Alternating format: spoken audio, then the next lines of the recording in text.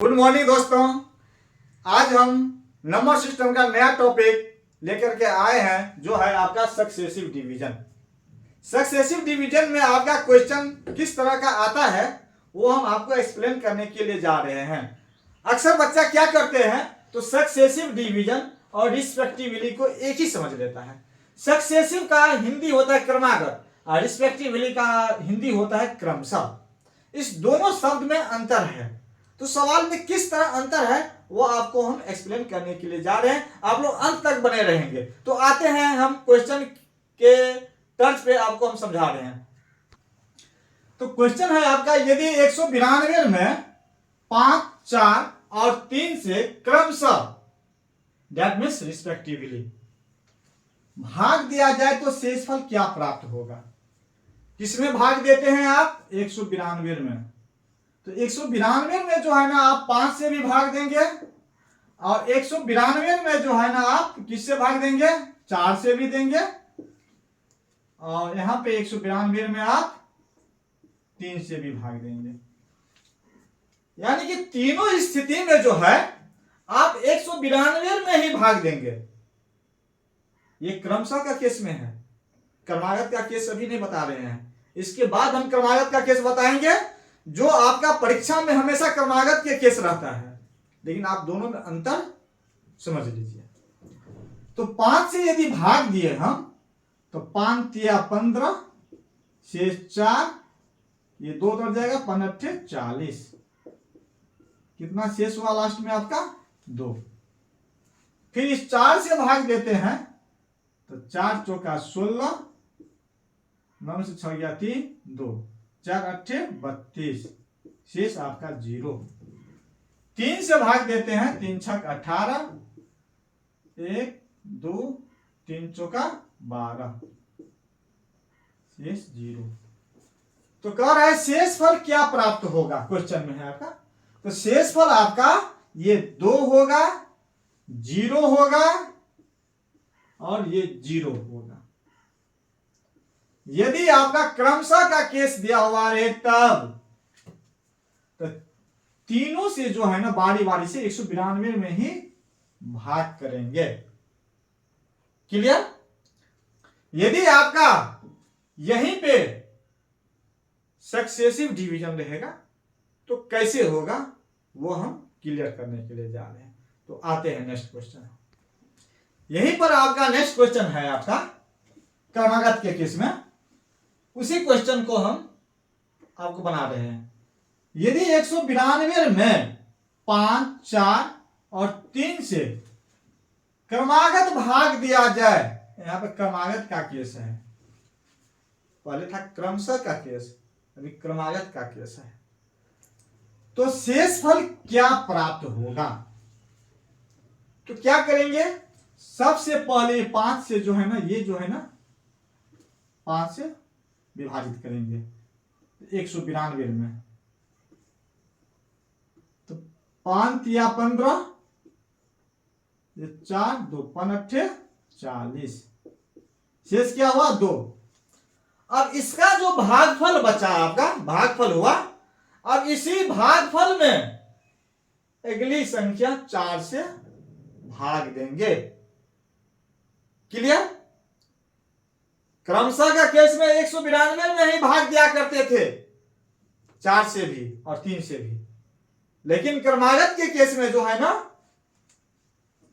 पहला का जो भागफल आया है, इस भागफल में जो है ना इस 4 से भाग देंगे। क्लियर? तो 4 9 36, शेष आपका 2। फिर इसका जो भागफल आया है 9, इसी 9 में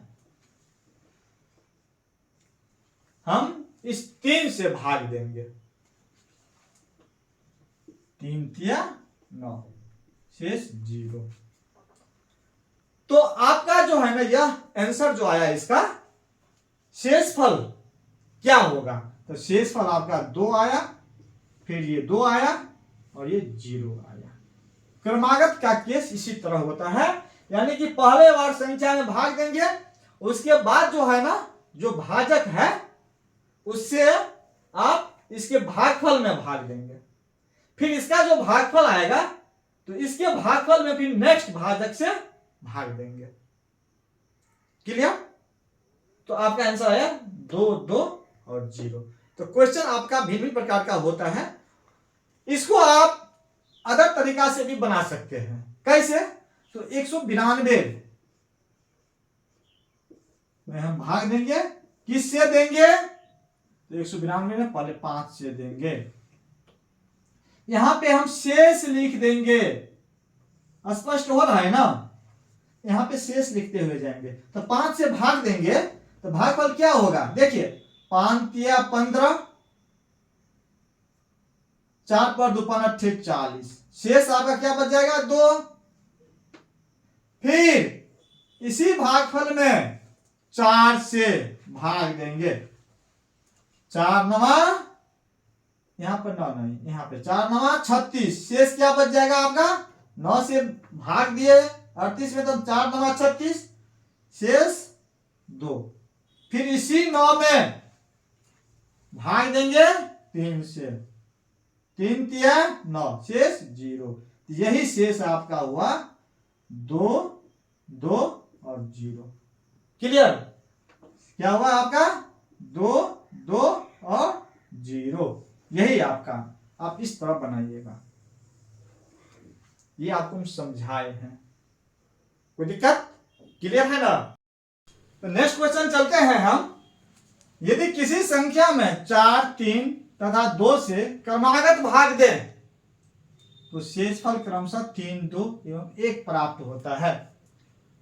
तो सबसे छोटी संख्या ज्ञात करें, पहला क्वेश्चन।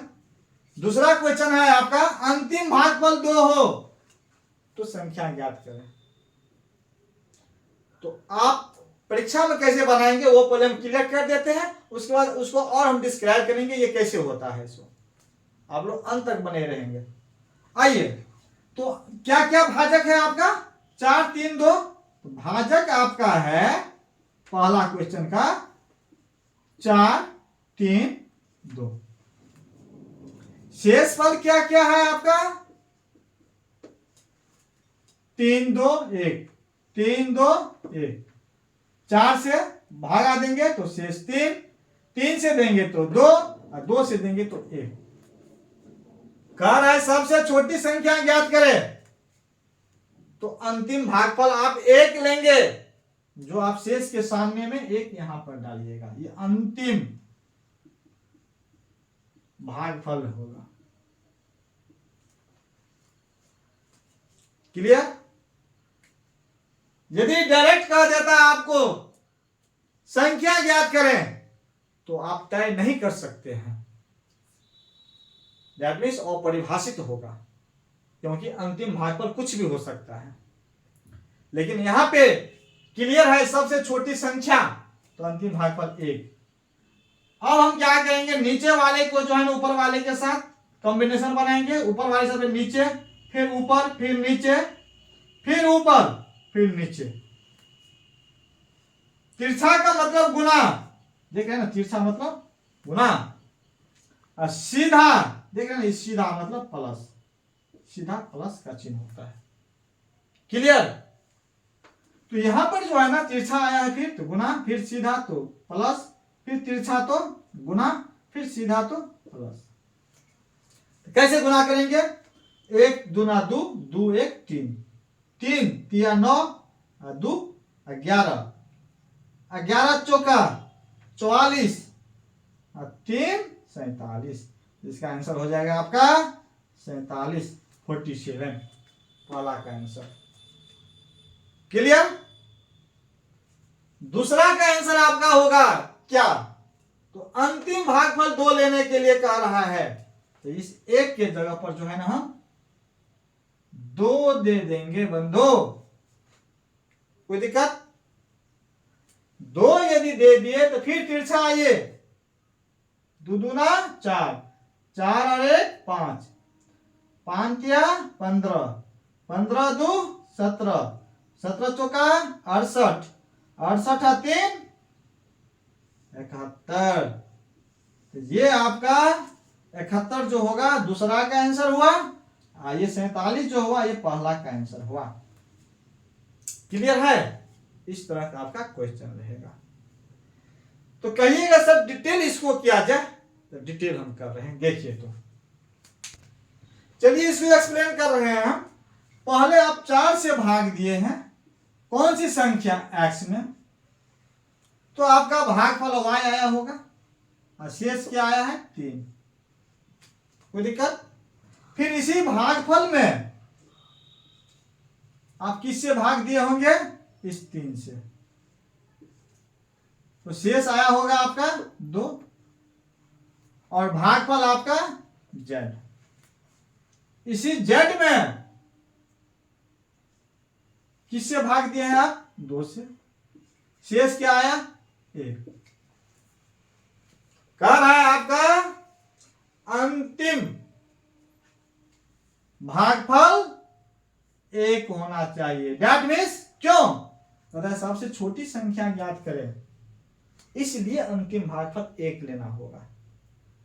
तो 1 को यदि 2 से गुना करेंगे तो 2 एकम 2 और 1 3 में हो जाएगा z का मान, और z का मान 3, तो ये भी z3। तो 3 को फिर क्या करेंगे? इस भागफल को इससे गुना कर देंगे भाजक को, तो 3 3 9 और 2 11 होगा। और ये y का मान अब 11 हो गया, तो ये 11 आपका y हो गया। तो इस 4 को यदि 11 को गुना करेंगे तो 11 44 और 3 कितना हुआ? 47 हुआ कि नहीं? आपका पहला आंसर, पहला क्वेश्चन का सबसे छोटी संख्या 47।